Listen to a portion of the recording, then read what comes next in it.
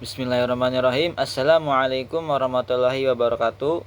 Saya Aji Firmansyah dengan NIM 22810200008 dari kelas A semester 7 jurusan Pendidikan Bahasa Arab.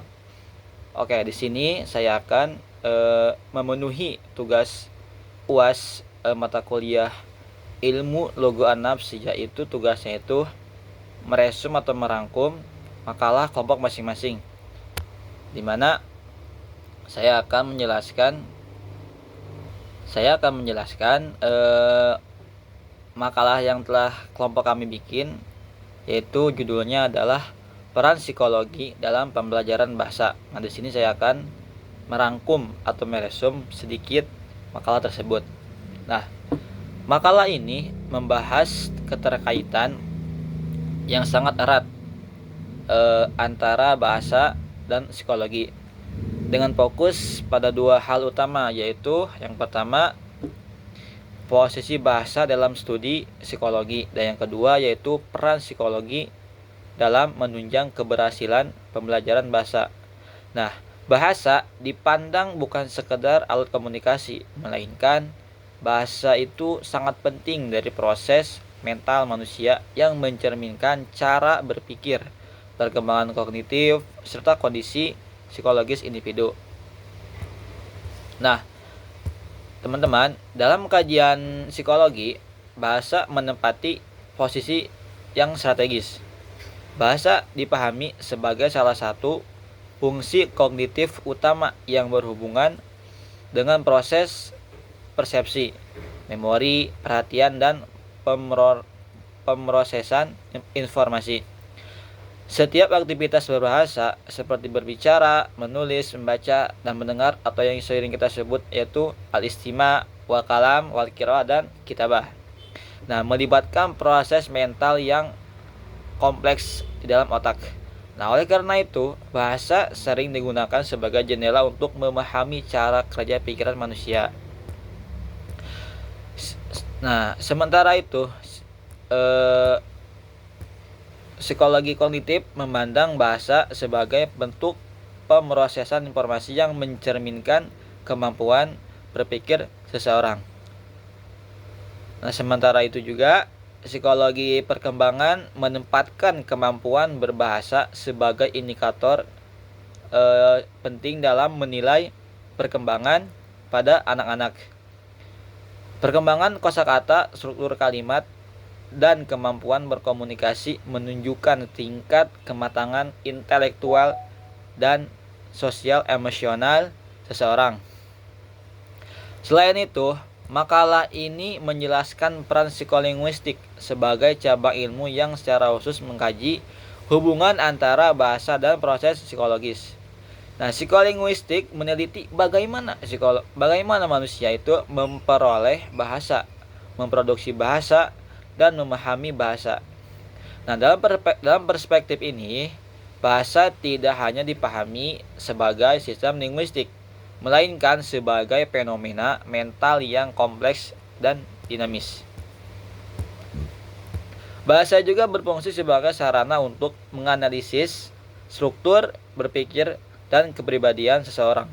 Nah, pilihan kata, gaya bahasa, dan cara menyusun kalimat dapat mencerminkan kondisi emosional, kepribadian, bahkan potensi gangguan psikologis individu. Oleh karena itu, bahasa sering dimanfaatkan dalam asesmen psikologis, konseling, dan terapi. Nah, dalam konteks pembelajaran bahasa, makalah ini menegaskan bahwa psikologis memiliki peran yang sangat besar dalam menentukan keberhasilan belajar. Nah, pembelajaran bahasa tidak hanya berkaitan dengan penguasaan kosakata dan tata bahasa saja, tetapi juga sangat dipengaruhi oleh faktor psikologis peserta didik. Nah, faktor-faktor seperti motivasi, minat, kesiapan mental, perbedaan individu, gaya belajar, serta kecemasan berbahasa berperan penting dalam proses pemerolehan berbahasa atau bahasa. Nah, psikologis pendidikan membantu guru memahami karakteristik peserta didik, termasuk perbedaan gaya belajar seperti visual, auditory, dan kinestetik. Dengan pemahaman ini, guru dapat merancang metode pembelajaran yang lebih sesuai dan efektif. Pembelajaran bahasa yang sesuai dengan karakter psikologis siswa terbukti dapat meningkatkan keaktifan, kepercayaan diri, dan hasil belajar. Motivasi juga dibahas sebagai faktor kunci dalam pembelajaran bahasa. Siswa dengan motivasi tinggi cenderung lebih berani mencoba, aktif berkomunikasi, dan tidak mudah menyerah. Nah, sebaliknya, kecemasan berbahasa atau language anxiety dapat menjadi hambatan serius, terutama dalam keterampilan berbicara. Nah, psikologi membantu guru memahami sumber kecemasan tersebut dan menerapkan strategi pembelajaran yang lebih suportif dan minim tekanan. Nah, makalah ini juga menyoroti pentingnya penyesuaian pembelajaran bahasa dengan tahap perkembangan usia peserta didik. Pada anak-anak, pembelajaran bahasa sebaiknya dilakukan secara alami dan menyenangkan melalui permainan, lagu, dan dialog sederhana. Nah, pada remaja dan orang dewasa, pembelajaran dapat lebih terstruktur dengan penekanan pada pemahaman makna, struktur bahasa, dan penggunaan bahasa dalam konteks nyata. Teori perkembangan kognitif menjadi landasan penting dalam penentuan strategi ini.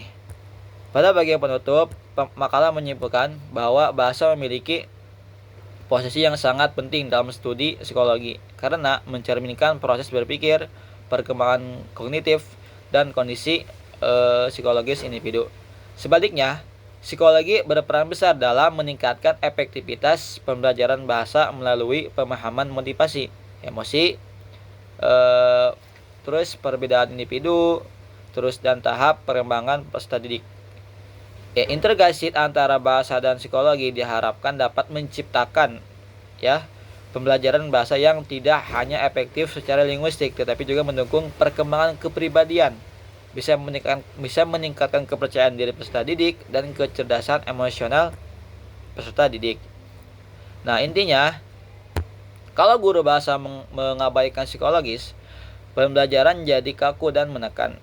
Kalau psikologi dipakai dengan benar, bahasa tidak lagi jadi momok, tapi alat tumbuh, dan yaitu lebih masuk akal daripada sekadar menghafal. Oke, mungkin cukup sekian rangkuman atau resume dari saya mengenai makalah yang telah kami bikin, yaitu yang sudah saya bahas tadi. Syukron ala husni ihtimamikum. Mohon maaf atas segala kurang-kurangnya. Allahumma fiq ila aqwamit thoriq. Tetap semangat, tetap ceria. Itu pesan dari Pak Dutam sebagai dosen pengampu makalah ini, sebagai dosen pengampu mata kuliah Ilmu Logika Nafsi. Tetap semangat, tetap ceria, dan sukses selalu. Oke, sekian hadam ini. Wassalamualaikum warahmatullahi wabarakatuh.